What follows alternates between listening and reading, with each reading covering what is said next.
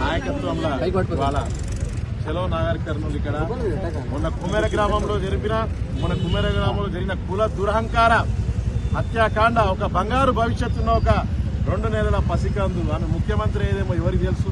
ఆమె కాబోయే కాలంలో ఆర్ కృష్ణ చేసిన ఈ బీసీ చైతన్యంలో ముఖ్యమంత్రి భవిష్యత్తున్న బిడ్డ ఇవాళ ఆమెని కాల్ కింద నలిపి ఆమెను తొక్కి చంపేసినందుకు నిన్ననే ప్రెస్ మీట్ పెట్టిన ఆర్ కృష్ణ నాయకత్వంలో ప్రభుత్వం గదగలాడిపోయింది. ఇవాళ 50 వెహికల్ కాన్వాయ్ తోటి ఆర్ కృష్ణ నాయకత్వంలో 500 మందితోటి వీడికి రావడం జరిగింది నాగర్ కర్నూలుకి. ఇక్కడ వీళ్ళకి మద్దతుగా కుటుంబానికి మద్దతుగా ఆర్ కృష్ణ నాయకత్వం ఇక్కడికి వస్తున్నాము. ఆర్ కృష్ణ గారు ఈ నెల 27వ తారీఖున భారీ ఎత్తున రాష్ట్ర వ్యాప్తంగా నిరసనలు, ర్యాలీలు, దీక్షలు, దిష్టి బొమ్మ దహనాలు, కలెక్టరేట్ ముట్టళ్లకు పిలుపునిచ్చిన మొట్టమొదటి నాయకుడు ఈ కుల దురహంకార హత్యకు వ్యతిరేకంగా మనమంతా గర్వించదగ్గ నాయకుడు ఆర్ కృష్ణ గారు. 2 సంవత్సరాల నుండి ఆర్ కృష్ణ చెప్తూనే ఉండి రాష్ట్ర ప్రభుత్వానికి ముఖ్యమంత్రి గారు చెప్తూనే ఉండు కామారెడ్డి డిక్లరేషన్ అమలు చేయి, బీసీల కోసం కామారెడ్డి.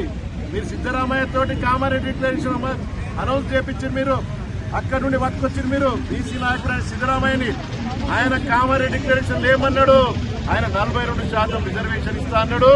ఎంబీసీలకు మినిస్టర్ ఇస్తా అన్నారు. అక్కడే కులగణన చేస్తున్నారు. ఏం చేసింది ప్రభుత్వం?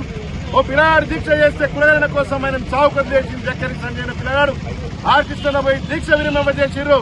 ఆ పిల్లగాడిని పోయి చూడండి. ఆడ హుజురాబాద్ ఎట్లుండో కరీంనగర్ జిల్లాలో మీరు పోయి చూడండి.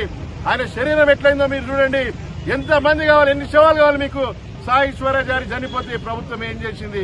ఢిల్లీలో ఆర్ కృష్ణ పిలుపు మేరకు ఏఐసీసీ ముట్టడి చేస్తే మరుసటి రోజు వాళ్ళ కుటుంబాన్ని బీసీ మంత్రులు పంపించింది ముఖ్యమంత్రి. మొన్ననే ఒక బీసీ బిడ్డ, పద్మశాలి బిడ్డ, ఆమె గాజుల సౌమ్య గంజాయి మాఫియాకు వ్యతిరేకంగా పోరాడుతా ప్రాణాలు వదిలింది.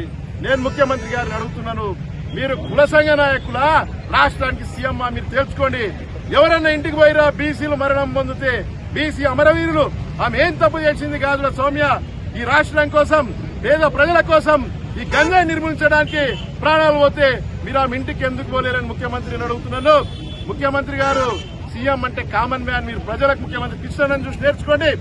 ఓపెన్ ప్రజా దర్బార్ ఉంటాయి, ఎవరైనా కలవచ్చు. ఒక ఎంపీ అయి ఉండి డోర్లు లేవు, మీరు కూడా డోర్లు తెరవండి ముఖ్యమంత్రి గారు. మీరు అప్పుడు కేసీఆర్ ఉన్నప్పుడు మీరేం చెప్పిర్రు? కేసీఆర్ బుల్లెట్ ప్రూఫ్ బాత్రూమ్లు కట్టించుకోడని చెప్పిర్రు. మరి మీరెక్కడుంటారు ముఖ్యమంత్రి గారు? మీరు గోల్డెన్ మేడల్లో, మీరు ఒక గోల్డెన్ ప్యాలెస్ లో ఊహాలోకంలో బతుకుతున్నారు, హార్వర్డ్ లో బతుకుతున్నారు. ఇది కాదు ముఖ్యమంత్రి గారు. రండి, ఈ కుటుంబాన్ని పరామర్శించండి. మీరు లేదా రాజీనామా చేసుకోండి. మీ పార్టీలున్న బీసీని ముఖ్యమంత్రిని చేయండి. మీ రాహుల్ గాంధీ బీసీ అంటుండు కాబట్టి ఆ బీసీని ముఖ్యమంత్రిని చేయండి. అంతేగాని బీసీల పట్ల నిర్లక్ష్యం వహిస్తే సహించము. అంతేకాదు ఆర్ కృష్ణ గారు ఒక డిమాండ్ పెట్టిర్రు, బీసీలకు రక్షణ చట్టం తీసుకురావాలని. పక్క రాష్ట్రంలో కూడా చేపిస్తున్నారు. ఈ రాష్ట్రంలో కూడా ముఖ్యమంత్రి గారు ఈ కుటుంబం పేరు మీద బీసీ రక్షణ చట్టం పెట్టాలని నేను కోరుకుంటూ,